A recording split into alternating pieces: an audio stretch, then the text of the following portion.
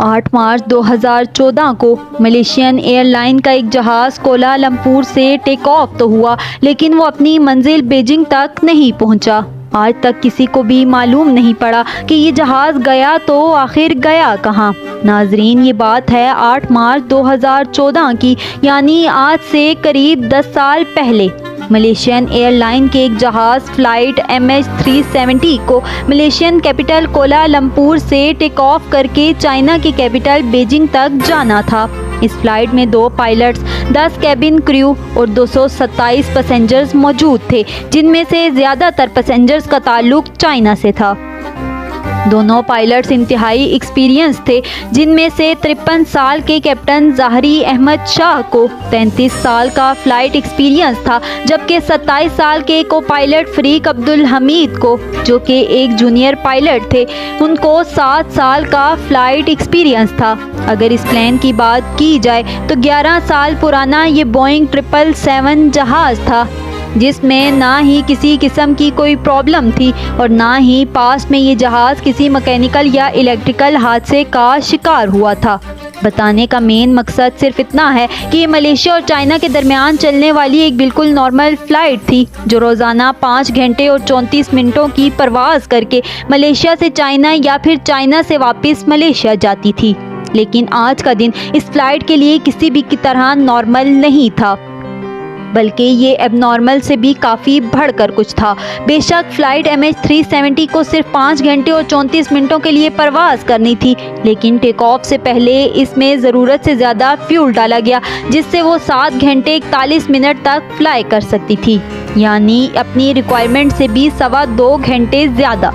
ऐसा करना भी एयरलाइंस की एक रूटीन प्रैक्टिस होती है, ताकि अगर प्लेन को ख़राब मौसम या किसी इमरजेंसी में कहीं और डाइवर्ट किया जाए तो इसके पास एक्स्ट्रा फ्यूल मौजूद हो। ये दिन था 8 मार्च 2014 का और रात के 12:42 पर यह फ़्लाइट MH370 ने रूटीन के मुताबिक कोलालमपुर से टेक ऑफ किया। फर्स्ट पायलट ज़ाहरी टेक ऑफ से पहले और इसके बाद भी Kuala Lumpur air traffic control tower से डायरेक्ट कांटेक्ट में थे।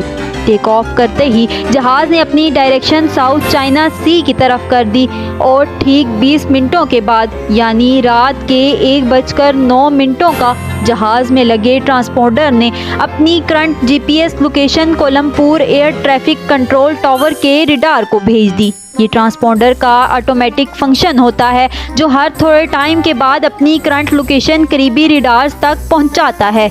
अभी तक तो सब कुछ ठीक प्लान के मुताबिक चल रहा था। इसके ठीक 10 मिनटों के बाद, यानी रात 1:19 पर, जब flight MH370 Malaysian air jurisdiction से निकलकर वियतनाम की एयर जोरिस्डिक्शन में जाने लगी, तो कोलालमपुर के कंट्रोल टावर ने आखिरी बार फर्स्ट पायलट ज़ाहरी से कांटेक्ट किया और ये अल्फाज बोले। फ़्लाइट MH370 को वियतनाम की सिटी होचिमन के कंट्रोल टावर से कांटेक्ट करना चाहिए। फर्स्ट पायलट कैप्टन ज़ाहरी ने यह मैसेज सुना भी और इसका जवाब दे दिया, गुड नाइट MH370। ना ही कंट्रोल टावर को पता था और शायद ना ही कैप्टन ज़ाहरी को कि उनका ये गुड नाइट वाला मैसेज MH370 से रिसीव होने वाला आखिरी मैसेज होने वाला है। ये वो वक्त था जब फ्लाइट को टेक ऑफ किए अब पूरे 37 मिनट गुजर चुके थे। अब नॉर्मली होता यूँ है कि प्लेन जब तक अपनी मंजिल तक नहीं पहुंच जाता, वो अपने रास्ते में आने वाले किसी भी बड़े एयरपोर्ट के एयर ट्रैफिक कंट्रोल टावर से कांटेक्ट में रहता है। और यहाँ भी कुछ ऐसा ही होना था, लेकिन सब कुछ जो अभी तक नॉर्मली चल रहा था वो अब एबनॉर्मल होने लगा। जी हाँ, अपने आखिरी मैसेज के ठीक 3 मिनटों के बाद, यानी रात के 1:21 पर फ्लाइट MH370 अचानक रडार से गायब हो गई, यानी कोलालमपुर और होचिमन दोनों के रडार से प्लेन पूरी तरह से गायब हो चुका था। अब ये बात कोलालमपुर टावर के लिए तो बिल्कुल नॉर्मल थी, क्योंकि उन्होंने समझा कि MH370 अब वियतनामीज एयर स्पेस में दाखिल हो गया है, इसी वजह से उनके रडार से गायब हो गया। लेकिन जब हो ची मिन्ह कंट्रोल टावर्स ने फ्लाइट MH370 को अपने रडार से गायब होते देखा तो उनको कुछ गड़बड़ लगी। उन्होंने फौरन कैप्टन से खैरियत मालूम करने के लिए वायरलेस किया तो आगे से किसी ने भी कोई जवाब नहीं दिया। अगले 18 मिनटों तक हो ची मिन्ह टावर MH370 से कांटेक्ट करने की कोशिश करता रहा, लेकिन कैप्टन की तरफ से फिर भी कोई जवाब नहीं आया और तभी हो ची मिन्ह टावर ने कोलालमपुर टावर से कांटेक्ट किया और इनको सिचुएशन से अपडेट किया। अब नॉर्मली इस कंडीशन में 1 घंटे के अंदर अंदर रेस्क्यू सेंटर को इन्फॉर्म करना होता है, लेकिन कोलालमपुर कंट्रोल टावर ने पूरे 4 घंटों के बाद एरोनॉटिकल रेस्क्यू कोऑर्डिनेशन सेंटर को इन्फॉर्म किया और तब तक बहुत देर हो चुकी थी। सुबह के 6:15 हो चुके थे और यही वो टाइम था जब MH370 को बीजिंग में लैंड करना था। एक उम्मीद थी कि शायद जहाज़ अपने वक्त पर बीजिंग लैंड कर जाए, लेकिन वहाँ से भी कोई अच्छी खबर नहीं आई। खैर सुबह के 6:32 पर ठीक इस जगह जहाँ से प्लेन गायब हुआ था वहाँ एक सर्च ऑपरेशन स्टार्ट किया गया, जिसमें 7 कंट्रीज़ की 34 शिप्स और 28 एयरक्राफ्ट्स ने फ्लाइट MH370 को गल्फ ऑफ थाईलैंड और साउथ चाइना सी के बॉर्डर पर ढूंढना शुरू किया, लेकिन बदकिस्मती से वहाँ प्लेन का नामो निशान तक ना मिला। इस वक्त तक पूरी दुनिया को इस हादसे का पता चल चुका था। टीवी न्यूज़, वेबसाइट्स और सोशल मीडिया सब के सब सिर्फ यही खबर दिखा रहे थे। इस दौरान कई मुल्कों की इन्वेस्टिगेशन टीम्स भी सर्च ऑपरेशन का हिस्सा बन गई। प्लेन का अचानक तमाम रडार से गायब हो जाना वाकई किसी को भी हजम नहीं हो रहा था, और अगर वो इस एरिया पर समंदर में क्रैश भी होता तो इतना बड़ा जहाज़ है, कोई ना कोई चीज़ तो पानी पर तैरती हुई नज़र ज़रूर आती। अगले पूरे 4 दिनों तक ये सर्च ऑपरेशन चलता रहा और कहीं से भी कोई अच्छी खबर ना मिल सकी। लेकिन फिर चौथे दिन एक खबर आई जिसने तमाम रेस्क्यू ऑपरेशन टीम को हिला कर रख दिया।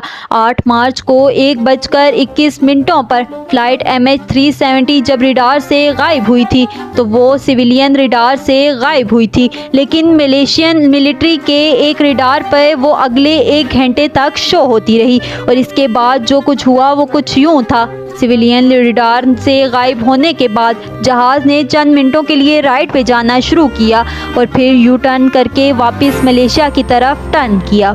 पूरे 31 मिनटों के बाद जहाज़ ने मलेशिया के शहर पेनांग को क्रॉस किया और फिर मलाक्का स्टेट की तरफ टर्न कर गया। आखिरी बार जहां तक मिलिट्री रडार की रेंज थी, फ्लाइट MH370 को इंडियन ओशन के उस पॉइंट तक डिटेक्ट किया गया और इस वक्त रात के 2:22 हो रहे थे। अब इसके बाद MH370 ना ही मिलिट्री रडार पे शो हुआ और ना ही किसी सिविलियन रडार पे।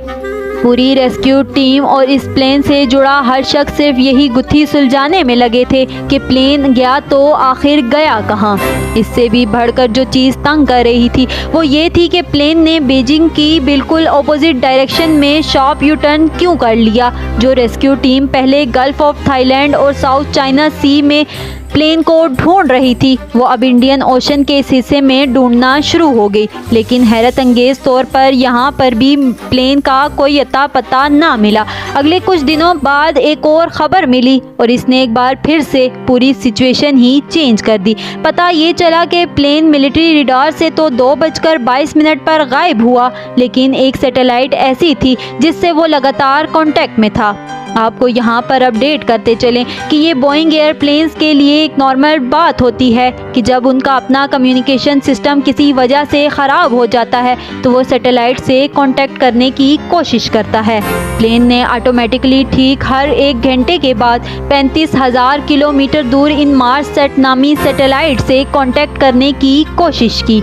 इस सैटेलाइट पर सेफ डेटा की मदद से एक्सपर्ट्स ने एक कम्प्लेक्स कैलकुलेशन परफॉर्म की तो आखिरकार फ्लाइट MH370 के अगले मूव का भी पता चल गया। पता ये चला कि मिलिट्री रडार से भी गायब होने के बाद मलेशियन एयरक्राफ्ट ने दोबारा एक टर्न लिया और अगले 5 घंटों तक इसी डायरेक्शन में इंडियन ओशन के ऊपर फ्लाई करता रहा। सुबह को 8:19 पर प्लेन ने आखिरी बार सैटेलाइट से कनेक्शन बनाने की कोशिश की और ये MH370 की तरफ से मिलने वाला सबसे आखिरी सिग्नल था। इसके बाद ना ही प्लेन ने किसी और सैटेलाइट से कांटेक्ट किया और ना ही वो किसी और रडार पे शो हुआ। यानी जिस वक्त रेस्क्यू टीम पहली बार जहाज को ढूंढ रही थी, असल में उस वक्त जहाज फ्लाई कर रहा था, लेकिन इसकी लोकेशन वहां से बहुत दूर थी। एक्सपर्ट्स और इन्वेस्टिगेशन टीम का मानना है कि ऑस्ट्रेलिया से 2000 किलोमीटर वेस्ट में इंडियन ओशन के ठीक इस कर्व स्पॉट पर आकर जहाज का सैटेलाइट से कनेक्शन टूटा। यानी कोलालमपुर से टेक ऑफ करने के बाद इस कर्व स्पॉट तक पहुंचने में जहाज को पूरे 8 घंटे लगे और जहाज में टोटल फ्यूल भी सिर्फ इतना ही था। तो इस बात के काफ़ी ज़्यादा चांसेस हैं कि MH370 इसी कर्व स्पॉट में ही कहीं फ्यूल ख़त्म होने की वजह से क्रैश हो गया। इंडियन ओशन का ये हाईलाइटेड कर्व हिस्सा पूरे इंडिया से भी बड़ा है और यहाँ पर स्टार्ट किया गया एक deep sea search operation. MH370 को ढूंढना बहुत ज़रूरी था, क्योंकि जब तक प्लेन और उसका ब्लैक बॉक्स नहीं मिलेगा तब तक ये पता नहीं चलेगा कि क्रैश से पहले प्लेन के अंदर क्या कुछ हो रहा था। कई महीनों नहीं बल्कि कई सालों तक यहाँ प्लेन को तलाश करने का अमल चलता रहा, लेकिन यहाँ पर भी प्लेन का कोई सुराग ना मिला। 3 सालों के बाद डीप सी ऑपरेशन को आखिरकार ख़त्म कर दिया गया, जिसमें $160 मिलियन से भी ज़्यादा खर्चा हो चुका था। सर्च ऑपरेशन के दौरान प्लेन का तो कोई अता पता नहीं मिला, लेकिन 2015 में यानी प्लेन के गायब होने के 1 साल बाद प्लेन का राइट फ्लैपरन तैरता हुआ आइलैंड ऑफ फ्री यूनियन के साहिल पर जा पहुंचा।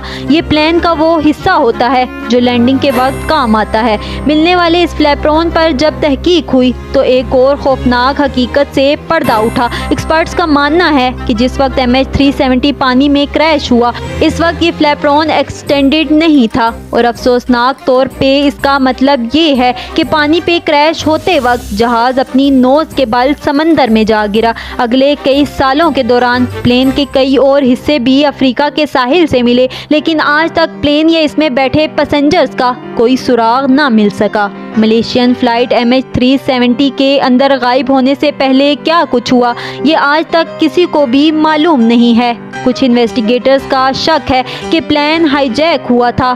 कुछ इस बात पर यकीन रखते हैं कि किसी इलेक्ट्रिकल फेलियर की वजह से प्लेन का बाहर की दुनिया से कांटेक्ट टूट गया और ऑक्सीजन की कमी की वजह से प्लेन के अंदर तमाम लोग बेहोश हो गए थे। खैर, असल रीज़न क्या है ये तो प्लेन के ब्लैक बॉक्स में महफूज रिकॉर्डिंग से ही पता चल सकता है, जो प्लेन के साथ ही इंडियन ओशन में कहीं गायब है।